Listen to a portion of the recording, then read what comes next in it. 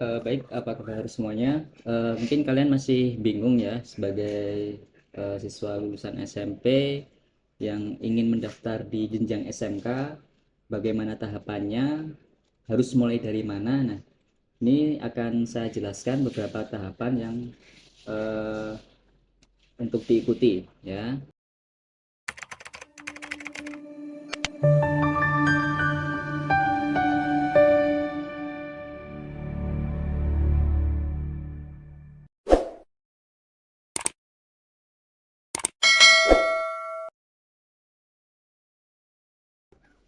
Yang pertama, kalian bisa lihat pada sebelah kiri sini.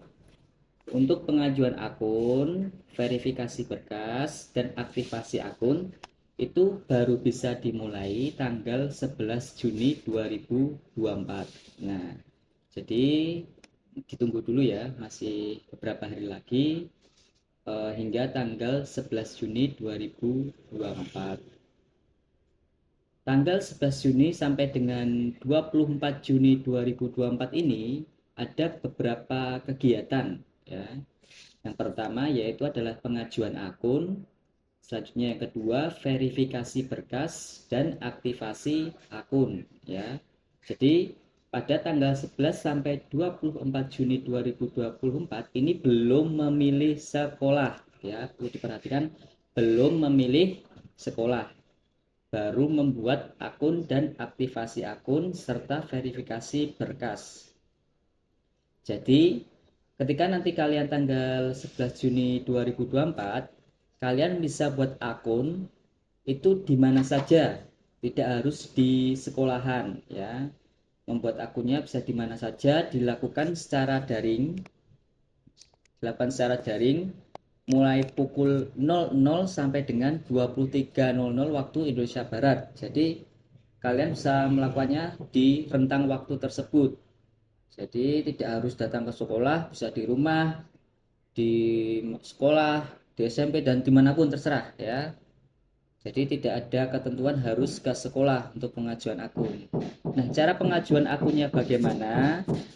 Kalian bisa buka di situs ppdb.jatengprof.go.id gitu. Atau misalkan masih bingung, nanti kalian bisa ikuti link yang ada di video ini ya, di deskripsi video ini. Di situ sudah ada tutorial cara pembuatan akun, aktivasi akun dan sebagainya gitu. Nah, setelah kalian membuat akun, kalian bisa verifikasi berkas ya. Untuk verifikasi berkas, ini kalian bisa datang ke sekolah dan wajib datang ke sekolah. Wajib ya. Jadi untuk sekolahnya di mana? Bebas, tidak harus di sekolah yang kalian inginkan. Di sekolah terdekat dari rumah juga boleh ya. Misalkan kalian ingin daftar di SMK Negeri 2 Kendal, namun rumah kalian di daerah Pegandon, ya kalian bisa verifikasi berkasnya di SMA Negeri 1 Pegandon itu, tidak harus ke SMK Negeri 2 Kendal. Jadi untuk verifikasi berkas ini bisa di mana saja, di SMA atau SMK yang dekat dengan tempat tinggal kalian. Nah, berkas apa saja yang perlu dibawa? Nah, di sini kalian bisa membawa berkas. Yang pertama adalah buku rapor SMP atau sederajat. Nah, ini asli ya. Selanjutnya ada surat keterangan nilai rapor semester 1 sampai 5. Nah, ini kalian dapatkan di SMP. Yang isinya nanti nilai-nilai dari semester 1 sampai 5 dengan 9 mata pelajaran ya. Selanjutnya ada yang ketiga yaitu ijazah atau SKL SMP. Nah, ini wajib ya. Kalau misalkan ijazahnya belum jadi ya pakai SKL atau surat keterangan lulus juga boleh. Tapi yang asli ya, jangan fotokopi. Selanjutnya ada akte kelahiran, kartu keluarga, lalu ada surat keterangan sehat dari dokter pemerintah atau surat pernyataan sehat. Nah, ini perlu diperhatikan ya. Ini di sini ada kata atau. Jadi bisa pilih salah satu. Kalian bisa menggunakan surat keterangan sehat itu dari dokter pemerintah, boleh, ataupun membuat surat pernyataan sehat sendiri juga boleh. Untuk formatnya bagaimana, nanti di link di video ini ada ya. Nanti saya sertakan juga untuk surat pernyataan sehat, kalian bisa download dan di print lalu diisi ya surat pernyataan sehat. Jadi kalau mau pakai surat pernyataan sehat yang buatan sendiri sesuai formatnya ya, tentunya itu juga boleh ya. Kalau mau pakai surat keterangan sehat dari dokter pemerintah juga boleh. Jadi pilih salah satu ataupun kalau dua-duanya juga silahkan, nggak apa-apa, nggak masalah gitu. Selanjutnya ada surat pernyataan kebenaran dokumen. Nah, ini bagaimana surat pernyataan kebenaran dokumen? Itu nanti juga saya sertakan linknya ya. Jadi itu ada bermaterai, ada materainya. Di situ nanti ada orang tua, tanda tangan, beserta siswanya atau calon peserta didiknya. Selanjutnya bagi yang memiliki dan sesuai kriteria untuk piagam kejuaraan juga boleh disertakan. Misalkan Pak, ini kira-kira masuk enggak ya untuk piagamnya ini, dibawa dulu saja, nanti ditanyakan ke pihak panitia ya, apakah ini bisa atau tidak gitu. Misalkan punya kejuaraan apapun, dibawa dulu saja tidak apa-apa, tapi harus yang asli ya untuk piagam kejuaraannya. Misalnya bagi yang ingin melamar atau mendaftar melalui yang seleksi afirmasi itu wajib terdaftar di PIP, Dapodik ya atau DTKS. Pak, misalkan punya PKH, misalkan punya KIP dan sebagainya. Ya, kita cek dulu apakah terdaftar PIP Dapodik atau DTKS. Belum tentu nanti walaupun punya PKH terdaftar di DTKS, karena di DTKS sendiri juga ada beberapa prioritas.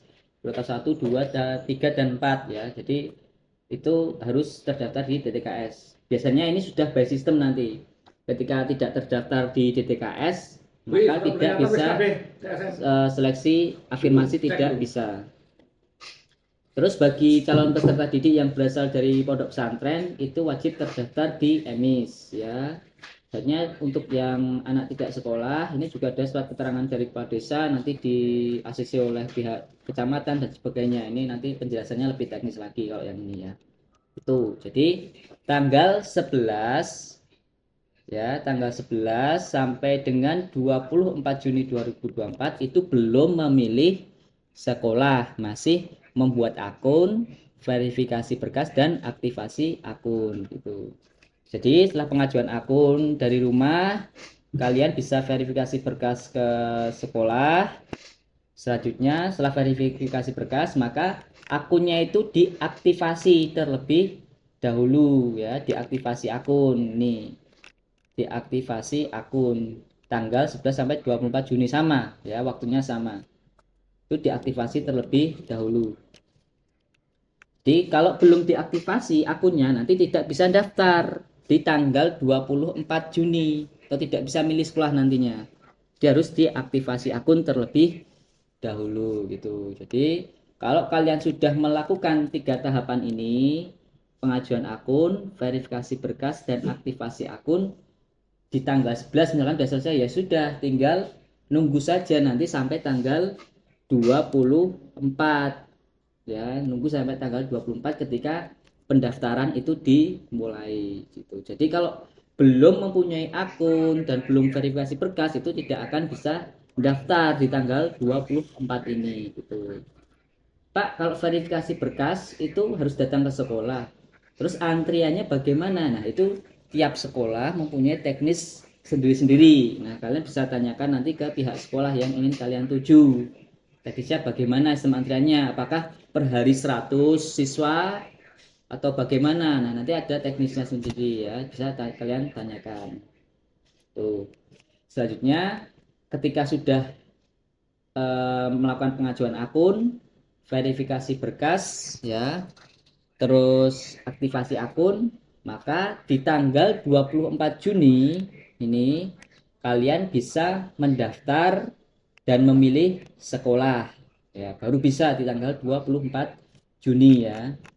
Ini 24 Juni kalian bisa. Nah, itu daftarnya di mana Pak? Apakah harus ke sekolah? Tidak harus. Kalian untuk daftar atau memilih sekolah, merubah pilihan itu bisa dilakukan di mana saja ya. Nggak harus di sekolah. Selanjutnya pada tanggal 24 Juni ini kalian mendaftar atau melakukan perubahan pilihan. Di sini kalian yang ingin mendaftar di SMK itu bisa maksimal 2 program keahlian ya, maksimal 2 program keahlian nih. Nah, untuk yang kalian ingin mendaftar di jenjang SMK, kalian bisa maksimal mendaftar di 2 SMK dengan 2 program keahlian ataupun 1 SMK 2 program keahlian ya. Sebagai contoh, misalkan kalian di SMK Negeri 2 Kendal mendaftar teknik furnitur. Selanjutnya di SMK Negeri 4 Kendal kalian mendaftar di teknik otomotif ya. Itu bisa nanti. Jadi maksimal 2 ataupun kalian dua-duanya itu di SMK Negeri 2 Kendal itu juga boleh. Jadi misalkan di SMK Negeri 2 Kendal itu teknik furnitur sama teknik ketenagalistrikan. Nah, itu juga boleh. Jadi maksimal ada 2 program keahlian. Tuh. Nah, ketika sudah mendaftar dan memilih sekolah, nanti selama masih tanggal 24 sampai 27 Juni ini kalian masih bisa merubah pilihan. Kok tiba-tiba dicek nanti tergeser gitu ya, nanti kalian bisa merubah pilihan selama waktu masih dibuka sampai tanggal 27 Juni ini. Nah, tepatnya pukul berapa untuk 27 Juni ini nih. Itu tanggal 27 Juni itu akan ditutup pada pukul 5 sore ya. Jadi sebelum tanggal 27 Juni pukul 5 sore itu masih bisa melakukan pergantian jurusan, pergantian program keahlian ya, pergantian sekolah itu juga bisa. Dan ataupun mau pindah dari SMK ke SMA juga bisa, ataupun sebaliknya dari SMA ke SMK juga bisa. Namun jika ingin pindah dari jenjang SMA ke SMK itu wajib ada yang namanya surat pernyataan sehat tadi ya, yang membedakan di situ antara SMA dan SMK. Tuh. Nah, yang terpenting jangan merubah pilihan mendekati mendekati jam 5 sore ini, di tanggal 27 ini jangan merubah pilihan. Hati-hati ya. Jadi jangan misalkan jam 4 sore mengubah pilihan. Nah, itu rawan karena itu traffic dari internetnya itu cukup banyak di situ. Jadi bahaya nanti. Apalagi kalau sudah dibatalkan pendaftaran tiba-tiba tidak bisa mendaftar lagi. Nah, itu ya tolong jadi perhatian untuk di tanggal 27 Juni ini. Selanjutnya setelah itu akan diumumkan hasil PPDB-nya ya, hasil PPDB-nya akan diumumkan tanggal 1 Juli 2024 dan akan dilakukan daftar ulang bagi yang keterima yaitu tanggal 3 sampai 12 Juli 2024. Misalkan kok pas daftar ulang ini ada beberapa siswa yang tidak ikut daftar ulang, tapi perlu dicatat ya, khusus yang di seleksi prestasi untuk cadangannya ini ya. Kalau yang di seleksi yang lain tidak ada untuk cadangan, jadi yang seleksi prestasi terkhusus ya, itu cadangannya di situ. Nah, maka nanti akan digantikan oleh peserta cadangan di tanggal 15 Juli ini untuk memenuhi kebutuhan atau melengkapi ya. Misalkan kalau ada yang nggak daftar ulang di tanggal 3 sampai 12 Juli tadi. Selanjutnya peserta cadangan yang lolos ya akan mendaftarkan atau mendaftar ulang di tanggal 16 sampai 17 Juli 2024. Tuh, ya. Jadi itu beberapa tahapan yang sudah saya sampaikan. Semoga bermanfaat dan misalkan kok masih ada yang belum jelas bisa ditanyakan di nomor berikut ataupun nanti kalian bisa lihat tutorialnya di link ini ya.